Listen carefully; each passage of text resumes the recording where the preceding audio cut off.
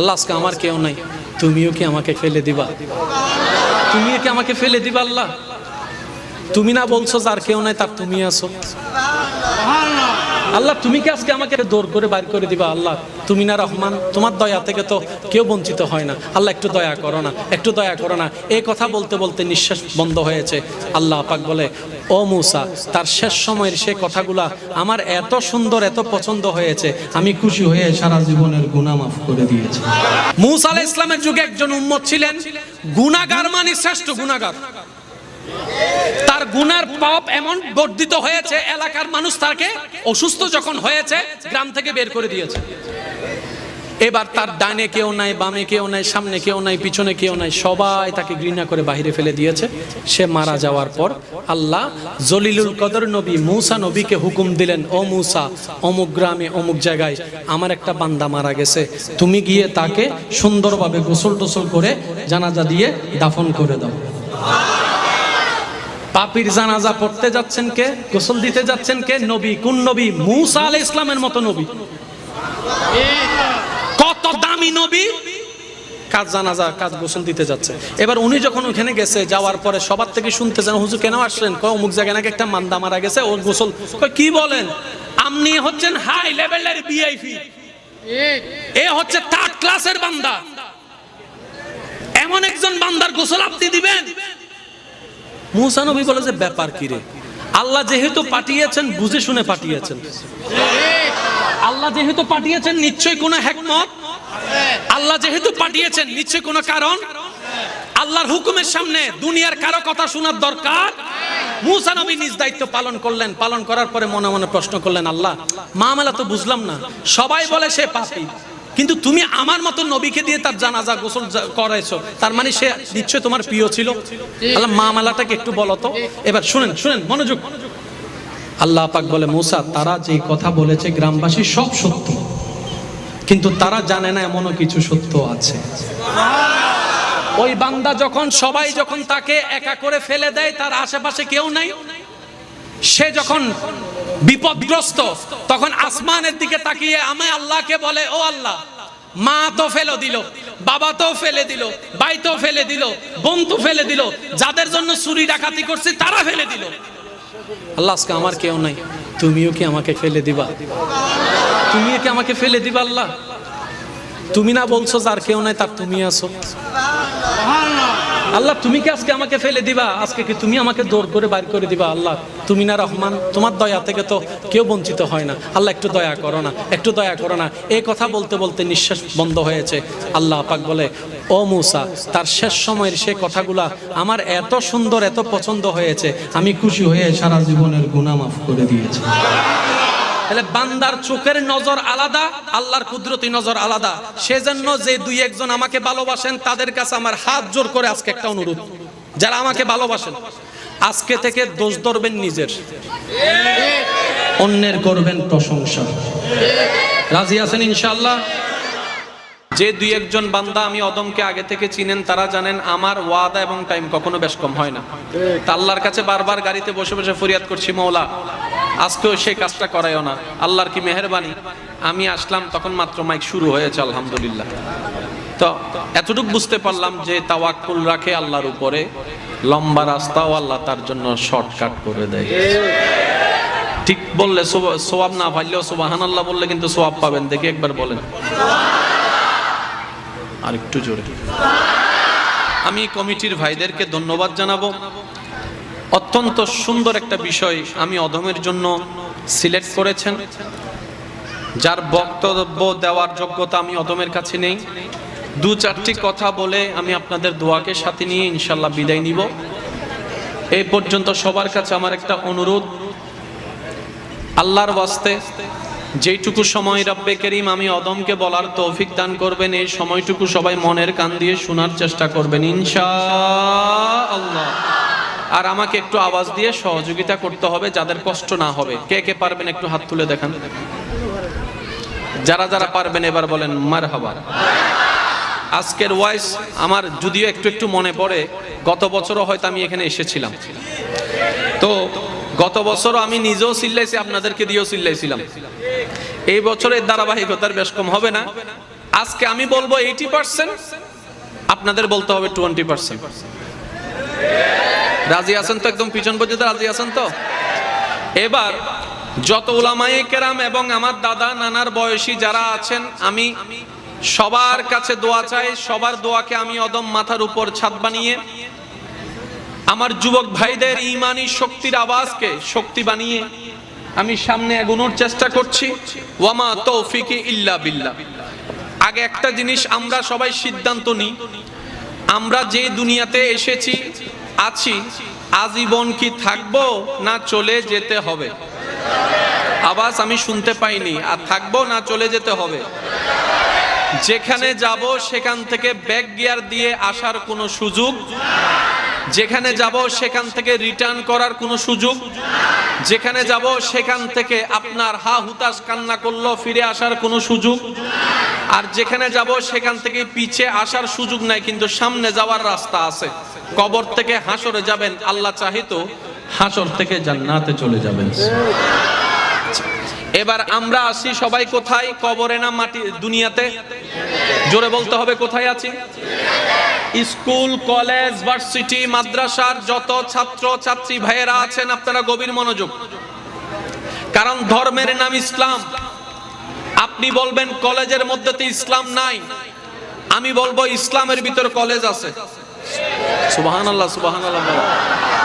আপনি বলবেন ডাক্তারের ভিতর তো ইসলাম নাই, আমি শ্রদ্ধার সাথে বলবো ইসলামের ভিতর ডাক্তারি আছে, ইসলামের ভিতর ইঞ্জিনিয়ারিং আছে, ইসলামের ভিতর গবেষণা আছে, ইসলামের ভিতর ডক্টরেট আছে, ইসলামের মতো ওষুধ আছে, ইসলামের ভিতরে চিকিৎসা আছে, ইসলামের ভিতরে দুনিয়াও আছে, ইসলামের ভিতরে পরকালও আছে। সুবহানাল্লাহ।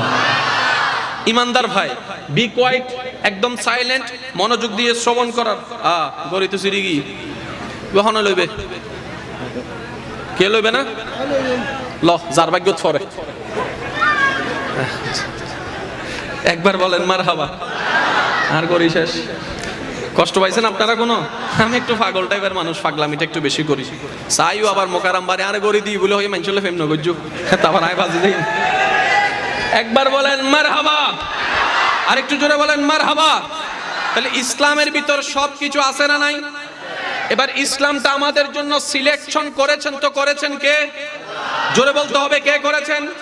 যদি আমরা যা বাছাই করতাম, আমরা যাচাই করতাম, আমরা সিদ্ধান্ত নিতাম, রাইটও হতে পারে, রংও হতে পারে। যদি আমরা সিলেকশন করি, রাইটও হতে পারে, রংও হতে পারে। তো ধর্ম জিনিসটা কি? মনে রাখবেন শিক্ষিত সমাজের বাইরা, ধর্ম কোনো শুধু পালন করার নাম নয়, ধর্ম কোনো ট্রেডিশনের নাম নয়। ধর্ম হচ্ছে এমন একটা সাবজেক্ট যেটা মানবের ভিতরটাও পরিষ্কার করে, বাহিরটাও পরিষ্কার করে, দুনিয়াটাও সুন্দর করে, পরকালকেও সজ্জিত করে দেয়। বলেন না সুবহানাল্লাহ। তাহলে এতগুলা ধর্ম যতগুলা আছে পৃথিবীতে, সব ধর্মের প্রতি আমাদের শ্রদ্ধা এবং সম্মান। কেন? আমাদের নবী রাহমাতুল লিল আলামিন আমাদেরকে শিক্ষা দিয়েছেন, হে আমার উম্মত, নিজের ধর্ম পালন করো, অন্যের ধর্মকে সম্মান করো। এতগুলা ধর্মের ভিতরে সঠিক কোনটা যদি আমরা বাছাই করতাম, রাইটও হতে পারে, রংও হতে পারে। দিনটা যদি আমরা সাজাইতাম, রাইটও হতে পারে, রংও হতে পারে। আল্লাহ পাক বলে যে তোদেরকে আমি দায়িত্ব দিচ্ছি না, আমি নিজেই সাজাই গুছাই মেইনটেইন করে দিচ্ছি। আর আমি নাম দিয়ে দিলাম ইন্নাদ-দীনা ইনদাল্লাহিল ইসলাম। আর একটু জোরে বলেন। এবার এই ধর্মকে সিলেক্ট করেছেন কে? আওয়াজটা কিন্তু আপনাদের বড় দিতে হবে। কে সাজালেন? কে গোছালেন? কে ডিজাইন করলেন? কে দিলেন? কে? কোন আল্লাহ?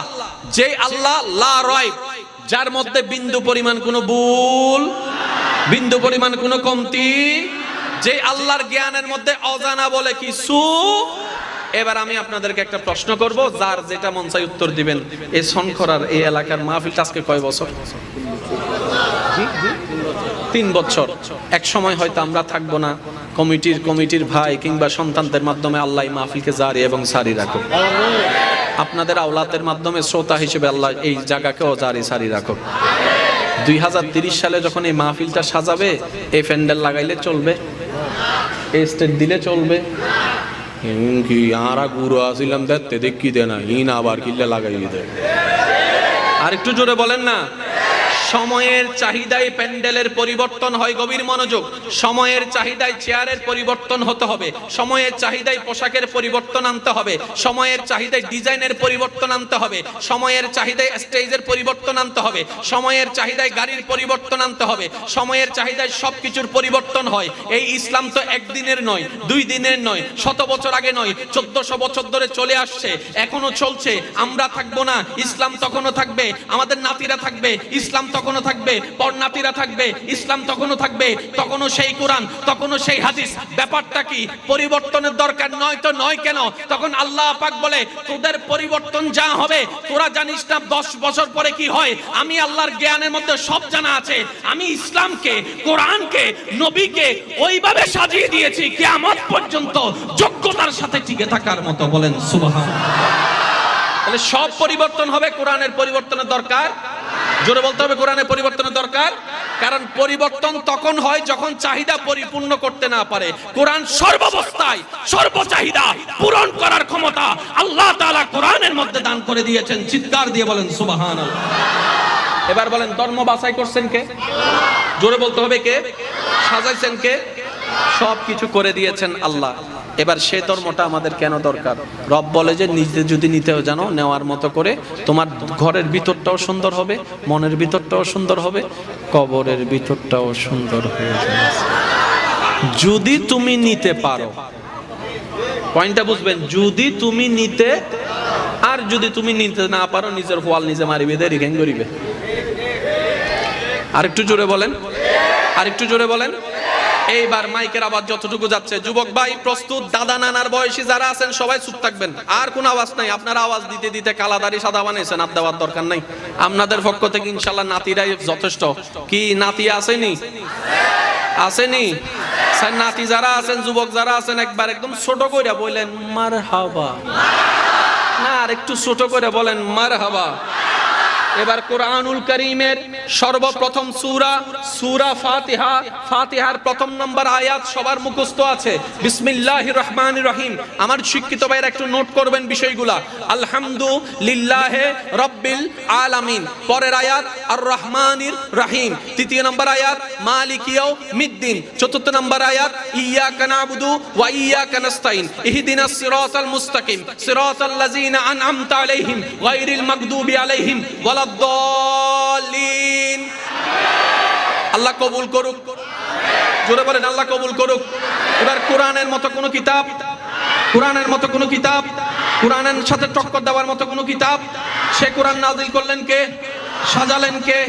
গোছা শুরু হচ্ছে ফাতিহা, ফাতিহার শুরু হচ্ছে আলহামদু। আলহামদু, গভীর মনোযোগ। আলহামদু, আলহামদু, আলহামদু। আল্লাহ এতগুলা শব্দ থাকতে আলহামদু দিয়ে কেন তুমি শুরু করলা? রব্বে কারীম বলে এই কোরআনটা আমার জন্য নয়, এই কোরআনটা জিবরাইলের জন্য নয়, এই কোরআনটা আমি তোদের জন্য নাজিল করেছি। তোদের জীবনের সমস্ত সমস্যার সমাধান আমি আল্লাহ কোরআনের মধ্যে দান করে দিয়েছি। বান্দারে, আলহামদু শব্দটা নিয়ে আমি শুরু করেছি কারণ আমি তোদেরকে জানাই দিতে চাই এই আলহামদু, এই আলহামদু যে নিজের ভিতর ধারণ করতে পারবে তার রিজিকের মধ্যে বর্ধিত হয়ে যাবে, সম্মানের মধ্যে বর্ধিত হয়ে যাবে, টাকার মধ্যে বর্ধিত হয়ে যাবে, অশান্ত মন শান্তি হয়ে যাবে, এমনকি তার রিজিক এমন ভাবে বাড়বে দুনিয়াতেও শান্তি হয়ে যাবে, পরকালীন গুনাহ মাফ হয়ে যাবে। বলেন সুবহানাল্লাহ। ভাইয়া শব্দটা কি? আল্লাহু আকবার। ইয়া